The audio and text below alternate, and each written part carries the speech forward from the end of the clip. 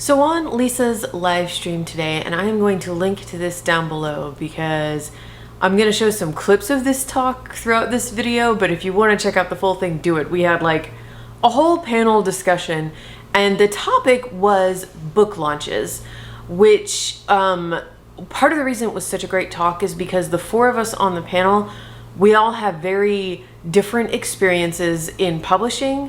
Some traditional publishing, some self-publishing, different genres, writing for different ages. So there was like a lot of different stuff going on in there. Also, if you don't know Lisa, when I talk about Lisa Daly, she has just amazing, incredible history in marketing and publicity, and also being an author and knowing how to market books. You guys know this. I used to be the director of PR for a mid-sized mystery, thriller, suspense publisher. And so if you are, as soon as you have your cover designs up, and if you've got your book one done, and I'm wondering, are you going to do like a rapid release for 1, 2, 3? So like really check out her channel and this discussion if that sounds like your kind of thing. But anyway, I digress. So we got into this discussion, but it really, a huge part of it was talking about social media and how effective and how necessary it is to build a social media platform and an online presence if you are an aspiring author, regardless of which route you're going, traditional or self-publishing, okay? And I want to talk about social media in particular and its impact on book marketing, because a lot of people swear by social media and a lot of people think it's a terrible idea. I generally find that social media, like while it is sort of a helper, unless you have like a massive following, I do not think it's like so significant that you should put a lot of eggs in that basket. Who agrees or disagrees? Agree. All the same, right? I mean, we've talked about this before, but it can be helpful. It can be great. But you see so many authors, especially early on, that put all their focus into that because they're just procrastinating writing their book, and they're telling themselves, well, this is work too. Right, but like building you gotta write the thing first. Yeah, you really do. Well, and also social media can suck away a ton of creative energy that you could be using to put in into like areas of promotion that actually impact your book. Mm-hmm. I will say that I have had my head turned with Facebook ads. My rule is, if you enjoy it, do it. But if you don't enjoy it, if the thought of being on Twitter makes you just don't do it. If you don't enjoy it, it's going to increase your chances of burning out on writing, on publishing, on wanting to be an author, period. So that's my thoughts on that. But I really wanted to get more into it because a lot of other stuff came up during this discussion that I just found really fascinating. Something finished and it's slated to come out that year. Yeah. And before that, you're publishing about your company, what you do, what you stand for. I see a lot of people looking to be what they call an authorpreneur, meaning learning all the different aspects of publishing. That's basically starting a small business or a small press and learning the different aspects of it. Mm-hmm. You're not really an entrepreneur in any part of that, but you have to learn. And what are you looking for if you're publishing other people? What does a submission guide look to you? How are you better than the next person? How are you attracting them? What are some tidbits and hints? And I see nothing of that. And that makes me feel, that to me just makes me feel like they don't really know what they're doing. They're just rushing into starting up without. One thing that publishing definitely has is that it works in fads, right? Like one thing that they do before it doesn't work right now. There was and it's a pure Kara opinion, you can fight me on it, but there was a terrible book that was published called Zenith. It was a complete dumpster fire. It was so bad. And the only reason they got picked up by the publisher was because the two authors had an online author presence of both like a couple 100,000 followers. And so the reason the publishers took their book and published it was because they had guaranteed sales. I don't know if an editor looked at it. Theoretically. You could just tell that the publishers of that house did it as a cash grab. Yeah. So again, it depends on the publishers, what they're looking for. And I think and to be honest, when that book came out, there was a lot of conversations that occurred afterwards where it was just kind of like, if you're only using us for sales, then why should we trust you? So publishers started to shift their tone and their direction after that, because they were So the only online presence I really have, aside from a very stagnant website, is this YouTube channel. And I did spend some time when I started this channel back in 2020, early 2020. I spent a lot of time and energy in like figuring out how to grow a YouTube channel. This was something I was really into. It was my pandemic project. It was my distraction. And something that, some advice that I hear a lot of people with much, much bigger YouTube channels than mine give, and I'm sure I know it's valid advice, is, cross promotion. Grow your Instagram, grow your whatever other social media, get on TikTok, and use that and link your channel and drive things back to your channel. And I always had honestly kind of mixed feelings about that. One, because I just enjoy YouTube. I love making videos. I love editing videos. I love talking to you guys in the comments. I love everything about it. And I do not feel that way at all about any other single social media platform, period. So I kind of half-heartedly tried to take that advice. I had an Instagram account already. And if you scroll back through it, because it's still up, even though I haven't been active on it in probably a year, you'll see that I had a couple, like maybe a month or two, where I tried to do the thing. Every time I uploaded a video on my YouTube channel, I would make like a matching little graphic to go up on Instagram, and I would make a little story about it and put it up in there. And I did not enjoy it. I did not enjoy using Instagram as an extension of YouTube or anything to drive traffic to my YouTube channel. It wasn't. And so I stopped because I didn't enjoy it, and that's my rule. Now, if I had stuck to it, if I had just kind of like pushed through and accepted the fact that, realistically, I could probably spend 1 single hour a week and do a better job boosting my Instagram, and then therefore boosting my YouTube, and therefore boosting my online presence as an author. I could probably do that. I could do that and not whine about an hour. So why don't I? And how important is this?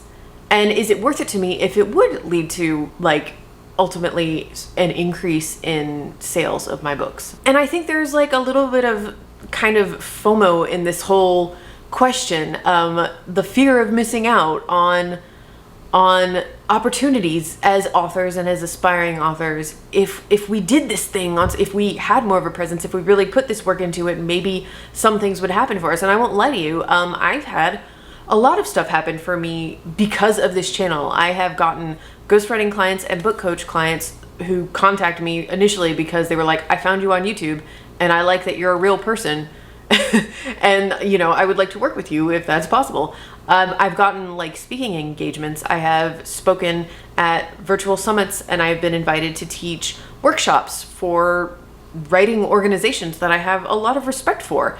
And when they reach out to me, they're like, we found you on YouTube. I got interviewed on Slate's Working podcast, a podcast that I have been a subscriber of for a long time, because the host watches my YouTube channel, which I'm still a little bit just processing that.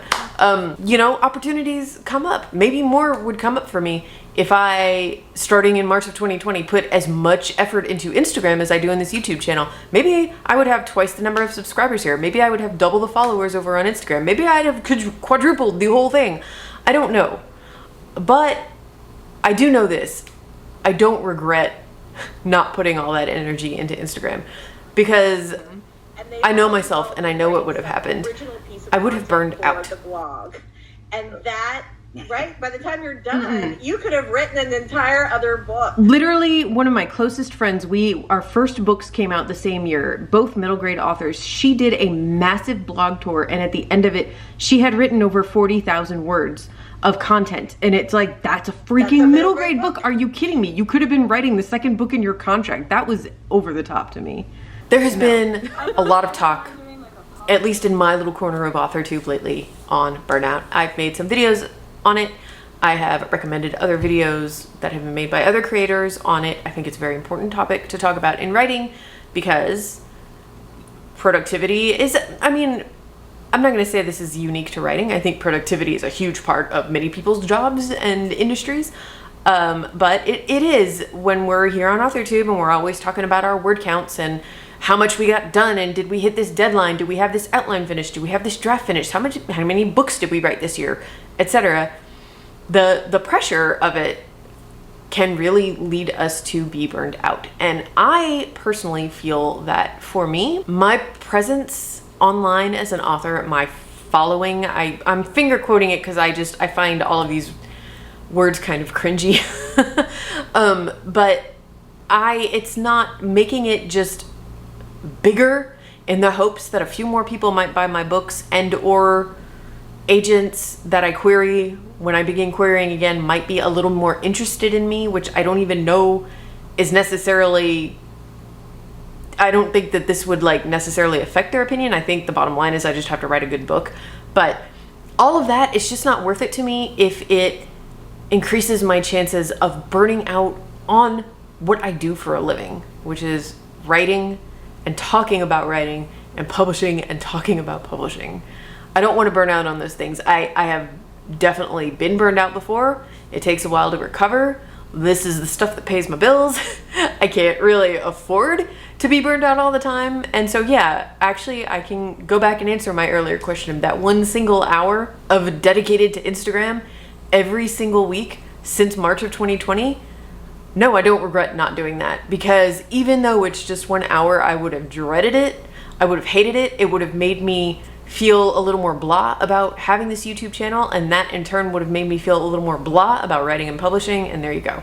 So no, I don't do it unless it's fun, unless I enjoy it when it comes to marketing. And here's the other thing, and this is going to, I have not scripted this, I'm just thinking out loud here, and it might get a little awkward, so I apologize. I had a video last week about Scammy Writing courses, and I'm planning more in that series, and you know, I'm really loving hearing all of your thoughts on that. And something a lot of your comments about witnessing what I described in that video for yourselves is, I'm trying to think of how to say this. My favorite channels that I follow that are people living their lives. In other words, I'm not talking about the channels I follow that are like dedicated to a specific thing like cooking, which I talk about all the time because I love cooking and I think food is fascinating. But just like, I don't want to call it lifestyle channels, but I would include AuthorTube in this, anything where it's just, I'm following it for the person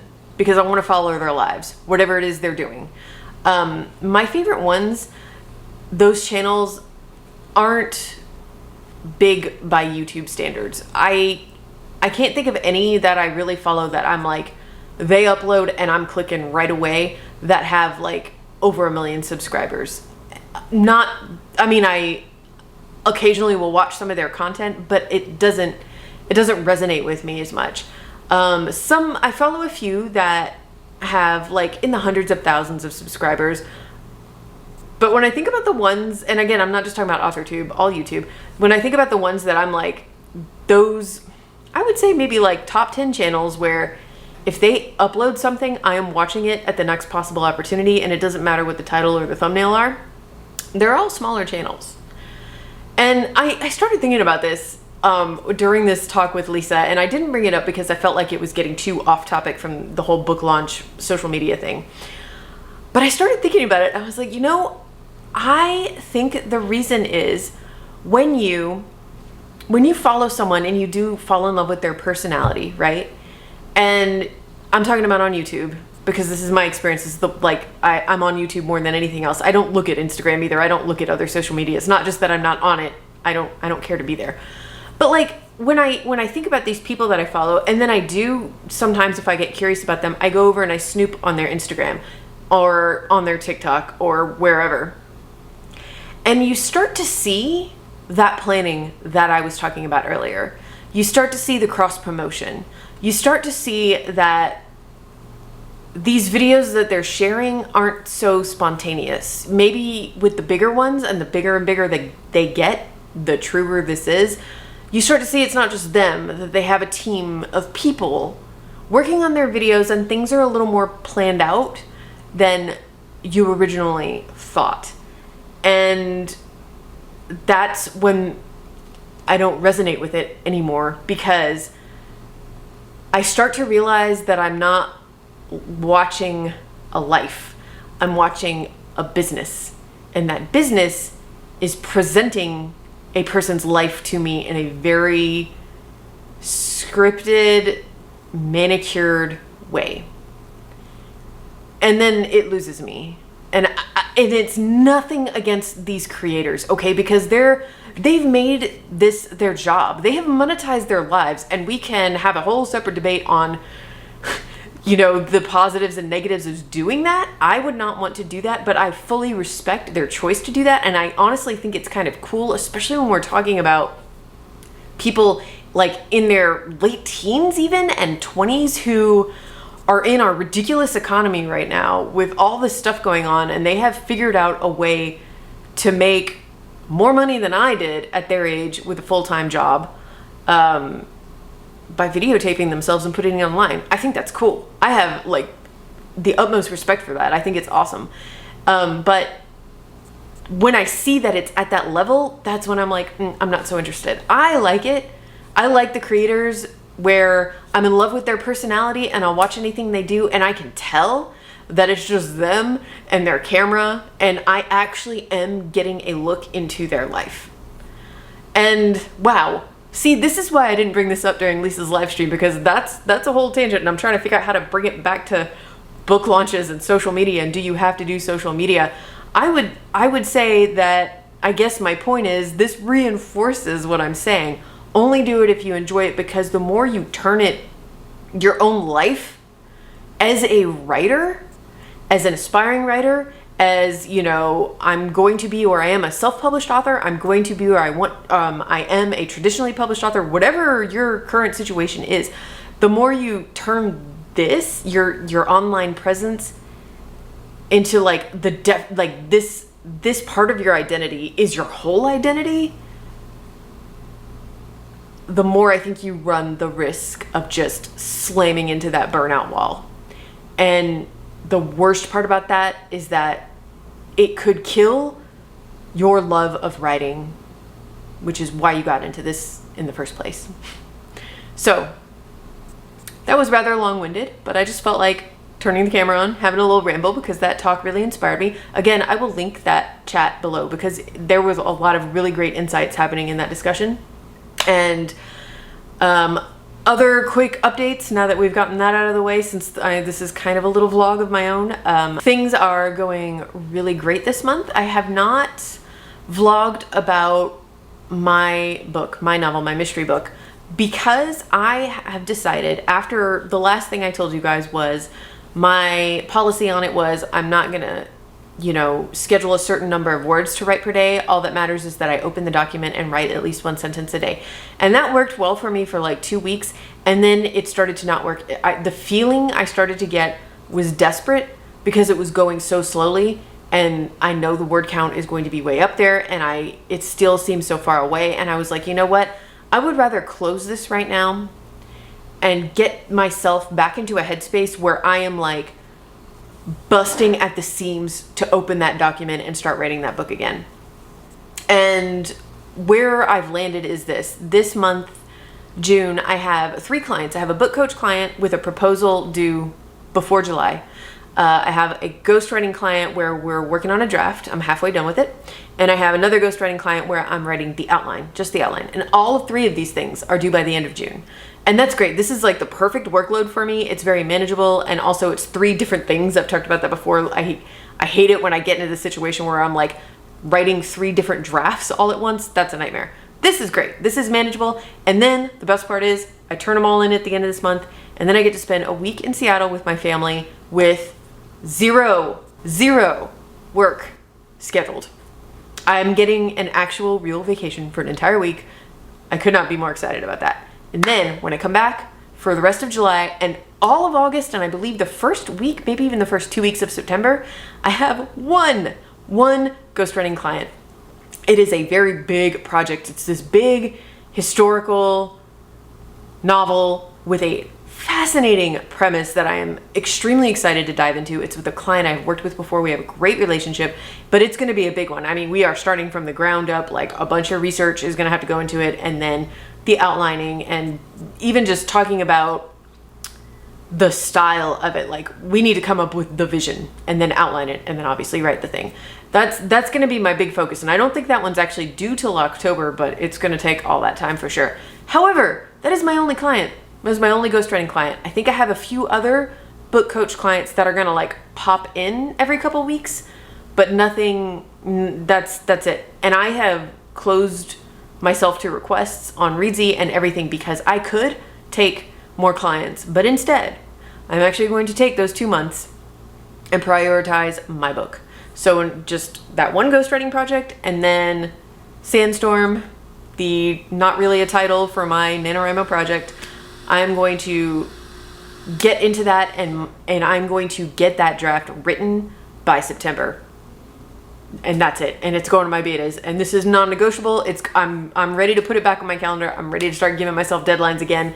I know that by closing that Scrivener document, it's already been working. I think about that story and I am excited about it. I just felt a little too overwhelmed by how slowly it was going, and realized that I can really, I have the opportunity, by managing my schedule a little bit better as a freelancer, I have the opportunity to really dedicate this summer to actually working on it every single day. And I'm going to get that draft done. So that's it. The only other update I can think of is that Rosa turned 3 years old this last weekend. You might have seen her birthday cupcake. I was a total sucker and I ordered one of those chewy birthday boxes with treats and toys, and we had a good time opening it. So that was fun. It was a good weekend. And yeah, I can't really think of anything else. So let me know what your thoughts are on social media, because, you know, this is a topic I really enjoy talking about, and something I didn't even touch on in my ramble, but you'll hear it in Lisa's video.